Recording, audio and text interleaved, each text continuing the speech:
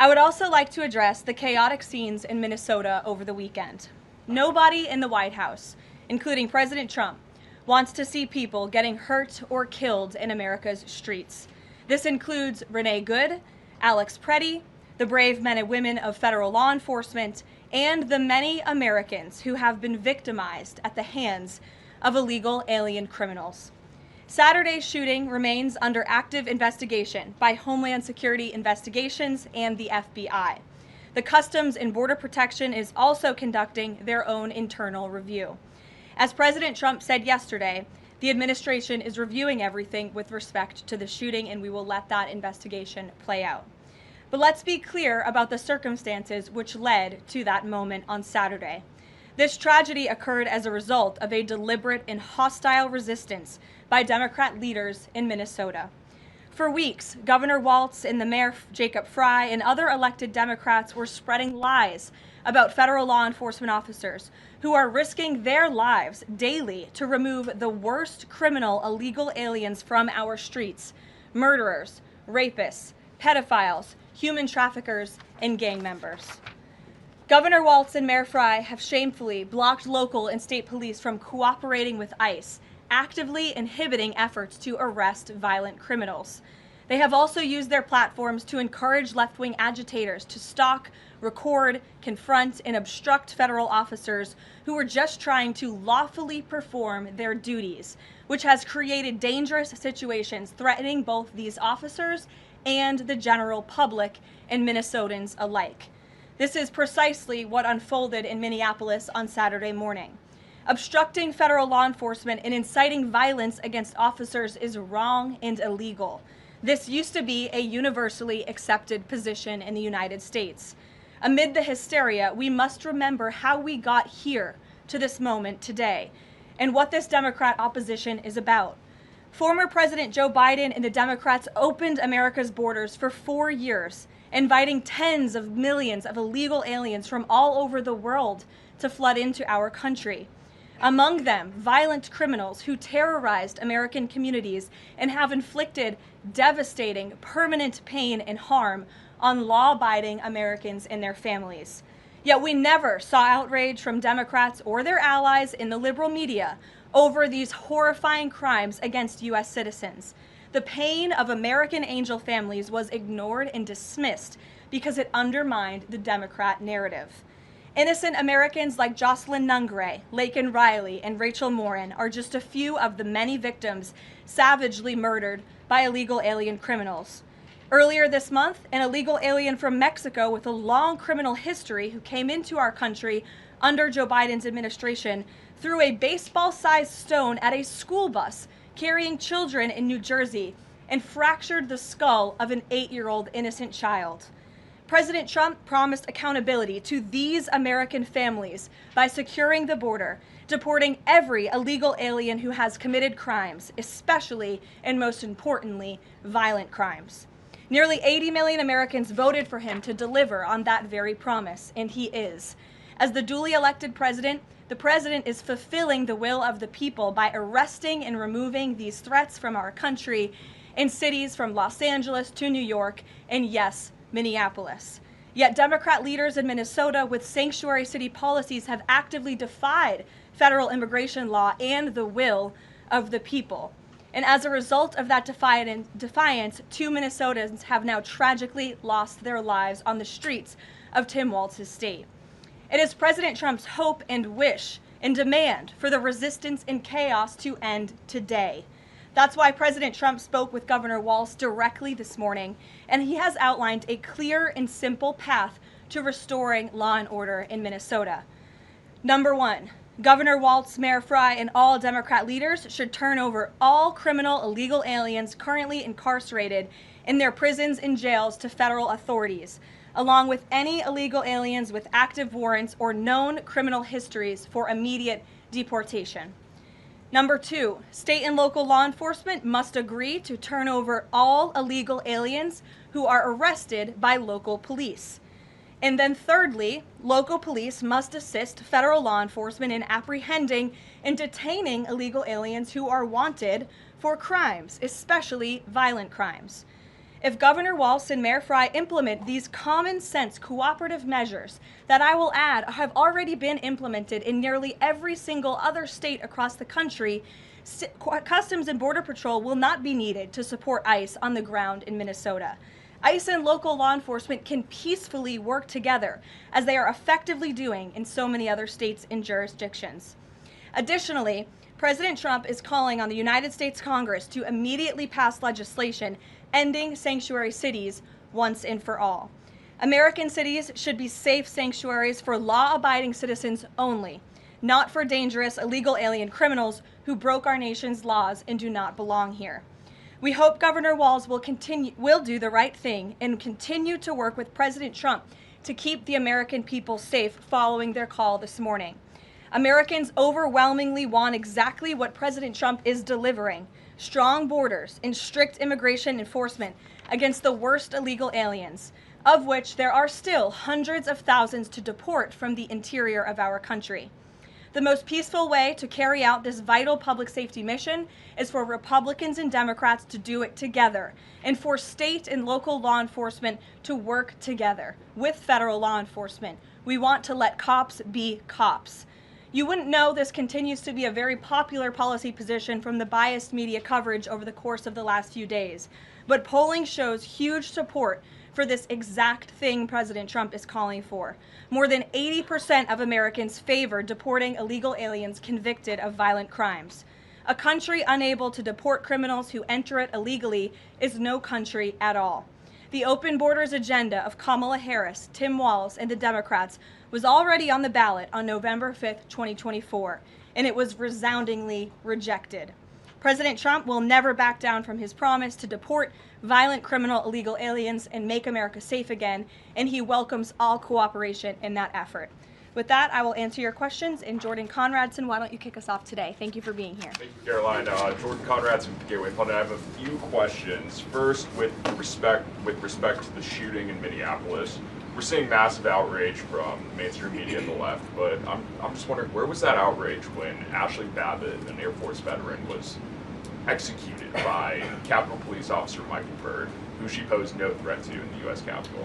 Well, you raised a very important point, which I also believed I just raised as well in those opening remarks, in that there has no doubt been selective outrage by the liberal biased media in picking and choosing victims and highlighting their stories. And as I've said, President Trump does not want any Americans to lose their lives in the streets of America and in American communities across the country. He believes what happened on Saturday is a tragedy, but every life is equal to President Trump, and that's why the lives of Laken Riley and Jocelyn Nungray continue to matter to him and be an utmost priority to him to this very day. And it's unfortunate that we did not see the same type of sensationalist media coverage over the tragic deaths of those innocent American women and girls across the country as we are in the wake of this tragedy that took place on Saturday. Gabe. Sure, go ahead. I want to get your response to this. The Arizona Attorney General, just days before this shooting in Minneapolis, she seemingly encouraged rioters to go out, shoot, and kill ICE agents. And I'll quote her here. She said, "If you reasonably believe your life's in danger and you're in the house or in your car or on your property, you can defend yourself with lethal force." And she said that you can't tell if ICE agents are law enforcement or imposters, and it becomes an issue of whether you reasonably believe they were law enforcement. Do you have a response to that, and does the White House believe that she should be held accountable for these remarks? Such dangerous rhetoric, as I pointed out, is exactly what has brought us to this position today, where you have elected Democrat officials across the country who are encouraging left-wing agitators and crazy people to go out and unlawfully obstruct lawful immigration enforcement. Again, these brave men and women of ICE and Border Patrol and the federal enforcement are just trying to do their jobs to enforce our nation's immigration laws and to go after the worst of the worst in this country. I would encourage everyone in this room, and I would encourage the Arizona Attorney General to look at the video of an ICE agent in Minneapolis. He was approached by left-wing agitators who were honking their horns and were screaming slurs at him. And he rolled down his window and he said, "What are you doing? I am out here trying to catch a child predator, somebody who has convicted crimes against an innocent child, and you are trying to obstruct me from doing my job." This rhetoric against ICE, comparing them to Nazi Gestapo, Donald Trump's police force, is despicable, it is shameful, and it is precisely what has led to the escalation of tensions in Minneapolis and in other places across the country. Gabe, go ahead. Be looking to do her for justifying violence? I would defer you to the Department of Justice on that. Thank you, Caroline. Gabe. Regarding Minnesota, on Saturday, the Department of Homeland Security posted that Pretti looks like he wanted to do maximum damage to massacre law enforcement. Stephen Miller on Saturday posted that, or called Pretti a would-be assassin. Why did administration officials jump to conclusions before an investigation had even been conducted? Well, look, this has obviously been a very fluid and fast-moving situation throughout the weekend. As for President Trump, whom I speak for, he has said that he wants to let the investigation continue and let the facts lead in this case. With regards to the deployment of Tom Homan to Minneapolis, should the deployment of Mr. Homan to Minneapolis be seen as a sign that the president is dissatisfied with how the officials on the ground had handled the incident? No, Mr. Homan is doing an exceptional job, and he has been working with Secretary Noem and President Trump over the course of the last year. Secretary Noem still has the utmost confidence and trust of the President of the United States, and she's continuing to oversee the entire Department of Homeland Security and all of the immigration enforcement that's taking place across the whole entire country. Of course, Secretary Noem is also in charge of FEMA, and we are in the wake of a brutal winter storm where hundreds of thousands of Americans have been impacted by that. So Borders Are Homan is in a unique position to drop everything and go to Minnesota to continue having these productive conversations with state and local officials. And I know that he's catching a plane in just a few hours to do just that at the request of the president. Jennifer. On Saturday's shooting, has the president been briefed, and have you been briefed on specific details of the shooting? How many shots were fired? How many guns discharged? And I mean, did the protesters' gun go off, or only the officers' guns? Do you have any of those details? Again, the investigation is continuing, Jennifer, and we will let the facts lead and we will let the facts play out in this investigation. I do know that HSI and FBI are conducting interviews with those that were involved and the agents who were involved in this unfortunate tragedy on Saturday. Are they keeping the president up to date on all those details? The president is obviously very much on the ball with respect to this investigation. I think he's made that quite clear with the various statements that you've seen him put out, and also the 4 points that the president has outlined as well to Governor Walz, and to encourage him to cooperate with ICE and with the administration. Mary. Thanks, Caroline. To follow on Gabe's question, Secretary Noem said Alex Pretti committed an act of domestic terrorism. Stephen Miller labeled Pretti a domestic terrorist. Does the president agree with them? Look, as I've said, I have not heard the president characterize Mr. Pretti in that way. However, I have heard the president say he wants to let the facts in the investigation lead itself. Was he alarmed to hear his top officials referring to him in that way, rushing to that judgment? Danny, go ahead. Thanks, Caroline. On Stephen Miller's comments, will Stephen Miller be apologising to the family of Alex Pretti for calling him, quotes, an assassin who tried to murder federal agents, despite the fact that, as you say, this is still under investigation? Look, again, this incident remains under investigation, and nobody here at the White House, including the President of the United States, wants to see Americans hurt or killed and losing their lives in American streets. And we mourn for the parents. As a mother myself, of course, I cannot imagine the loss of life, especially losing one's child.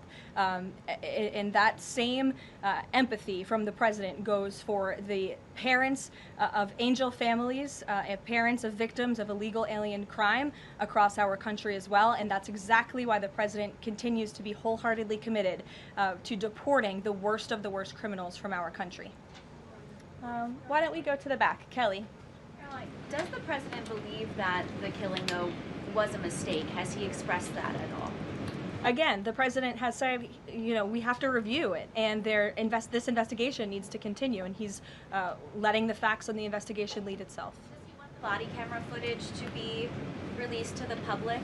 Now, that's not something I've heard the president commit to, so I won't do that from the podium. Sure.